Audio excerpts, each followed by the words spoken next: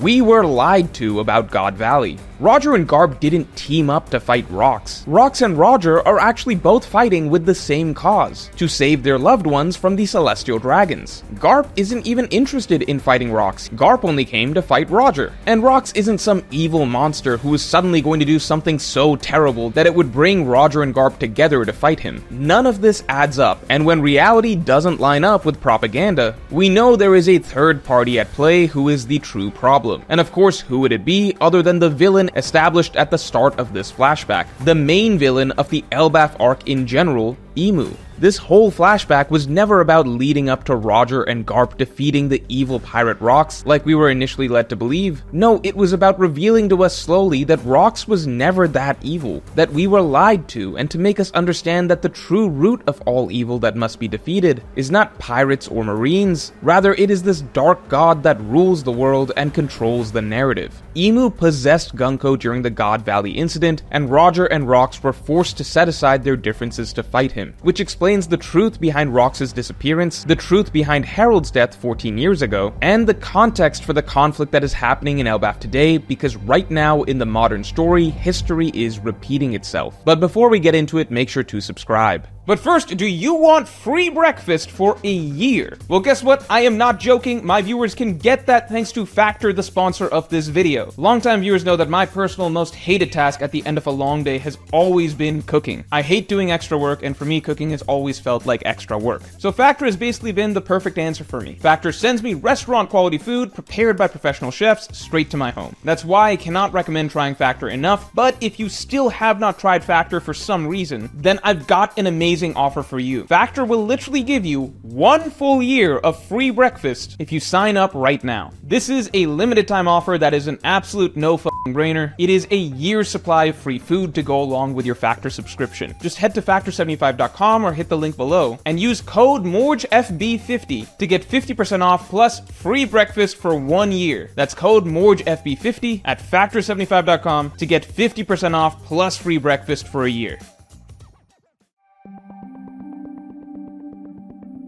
So that aside, to begin with, everything we were told about God Valley just doesn't add up. Supposedly, God Valley was about Garp, the hero, teaming up with Roger, the future pirate king, to defeat the most evil and terrible pirate ever, Rox. However, now that we have the details of what actually happened leading up to the battle, it's clear that this narrative doesn't make any sense, as it contradicts everyone involved's actual characterization, each of their individual motivations, and their personal dynamics during that era. First, as we now know, Rox was never actually that bad of a guy. While he did aspire to conquer the world, he still embodied many noble values such as loyalty, bravery, and love. And he came to God Valley to save his family, not for selfish or evil reasons. We can also see that it's not like Rox was Roger's mortal enemy or anything. They disliked each other, but Rox wasn't really the Blackbeard to Roger's Luffy. It was more like Kid and Luffy's initial dynamic. On top of this, heading into God Valley, Rox and Roger's motivations give them a common enemy. Rox's primary motivation was to save his wife and child from the Celestial Dragons, and Roger's primary motivation was to save Shaki from the Celestial Dragons. There is no reason for Rox and Roger to treat each other as the top priority to defeat when their main enemy here is the Celestial Dragons. Of course, Roger is also pissed at Rox for allowing Shaki to be taken in the first place, but that still doesn't make Roger's top priority at God Valley defeating Rox. Roger's top priority is still saving Shaki from the Celestial Dragons. And as for Rox, he doesn't even want anything to do with Roger at the moment. Rox's attention is entirely elsewhere. And the same goes for Garp. We were initially told that Garp was the hero who stopped the raging evil of Rox, and that Garp teamed up alongside Roger to do it, but even that makes no sense now since Garp doesn't give a shit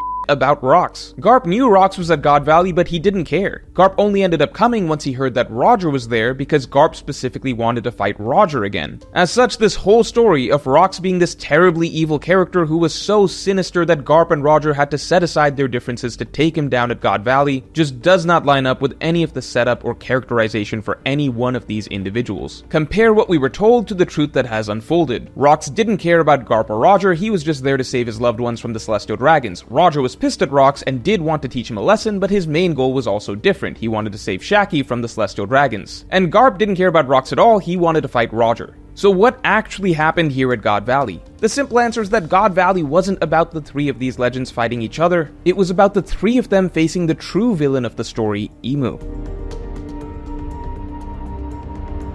Thematically, throughout One Piece, the recurring idea has always been that the true villains are not the pirates or even the marines. The true evil at the root of all things has always been the gods, the celestial dragons, and really the one true god, Imu. Although we are fed propaganda about who the heroes and villains of the world are, the real problem at the center of these conflicts is always inevitably the Celestial Dragons, and God Valley is set to be the ultimate representation of this idea. We, the reader, were lured into this conflict with preconceptions of who the heroes and villains would be, but now we have arrived here and something seems to be missing. It's not a battle between good and evil like we thought. And the big question readers have always had since this flashback began delving into all this Rocks, Roger, and Garp lore has been why? Why now, randomly in the middle of Elbaf, are we getting this extensive flashback about God Valley? Wasn't this supposed to be Loki's flashback? Yet Loki has become a minor character in this whole narrative. Why is Oda seemingly deviating hard from the Elbaf conflict to cover something that is only tangentially related? Well, the truth is that it's not tangentially related. The true villain of this flashback is going to be exactly the same as the current villain of Elbaf that the heroes are pitted against today,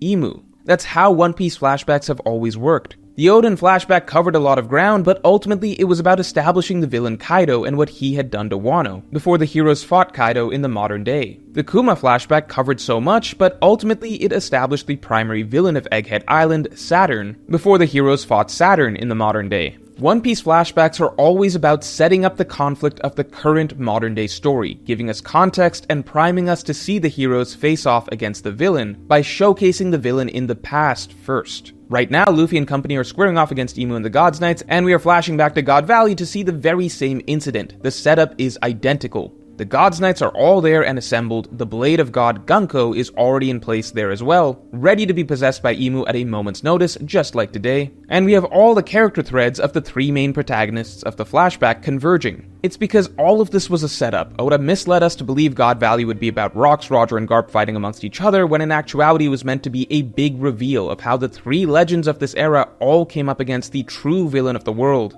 Imu, the devil himself, and how the fallout from this incident sets the stage and gives us context for when we cut back to the present, identical conflict of Luffy and the Straw Hats having to face Imu. Imu being the true villain of God Valley not only gives the entire flashback thematic meaning, cementing the notion that even among this complex web of pirates and marines, the true evil that must be rooted out is the dark god at the source of it all, but it also completes the stories of our main protagonists of the flashback. Rox' story began with him swearing that he would one day face Imu again. This narrative has to come full circle. Rox's legend began with his encounter with Imu in the Flower Room. Rox's end will likely come facing Imu once again at God Valley. On Roger's side, it feels like there is a huge aspect of Roger's character that has been missing so far in this flashback. The Roger that we know from later on in his life is of course still a freedom-loving adventurer, but that Roger is a more determined man, with a vision and dream for the world, who actually takes the fate of the world seriously and isn't just exploring for the sake of exploring anymore. The younger Roger that we've had so far in the God Valley flashback has been a complete child, borderline irritating, with silly and shallow motivations and no sense of maturity. Now you could just say that this is simply a matter of age, and that later on Roger will grow into the man that we respect. But change usually comes from experiences, and God Valley is likely set to be a deeply formative experience for Roger.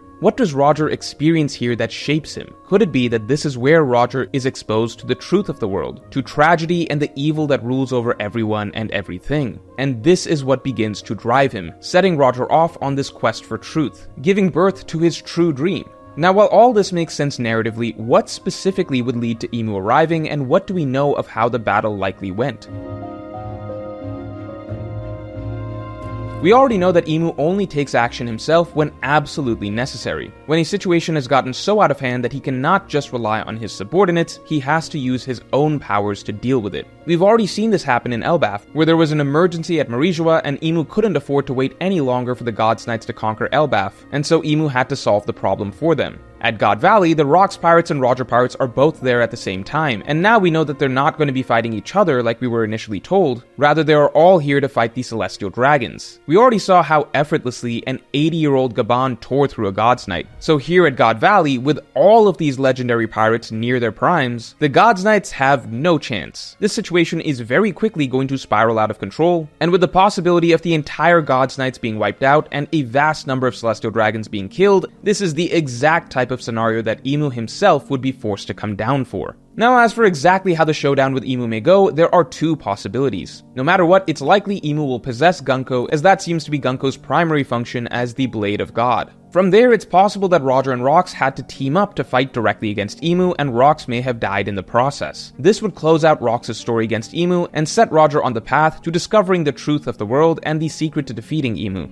The second possibility would be that, as many readers have speculated, Imu actually Dami reversied Rox, and then Roger and Garp had to team up to fight against a Dami reversied Rox. This lines up with Sengoku's description of the incident, but now gives the added reasoning as to why Roger and Garp had to fight against Rox, whereas at the moment a fight to the death wouldn't make sense. This possibility is particularly tragic, as Rox is a figure who fought to be free of Imu's tyrannical rule above all else, representing rebellion and revolution, and ultimately he would have to die as a puppet to the very oppressor that he strove to overthrow. This would also parallel the story of Loki and Harald, as we were initially told that Loki killed Harald in cold blood, when in actuality Loki was likely forced to kill Harald after Harald had been Dami reversied. In that same vein, we were initially told that Roger and Garp killed Rox because he was their enemy, when in actuality they were forced to kill Rox after he had been Dami reversied. In both storylines, Oda would be playing with our idea of hero and villain, with us first being led to believe that Loki was a villain, then slowly readers beginning to question if Harald was actually the one who was evil, until finally the truth became clear that neither of them were villains. Imu was the true villain who pitted father and son against one another. Similarly, we were first led to believe that Rox was the villain. Then, as his flashback progressed, many readers began to feel that Rox is a hero, and that Roger and Garp were the villains for killing him. But in actuality, the truth may be that yet again, Imu is the true villain who pitted these protagonists against one another. As such, this Dami reversing angle would further tie the flashback thematically to the narrative of Elbaf.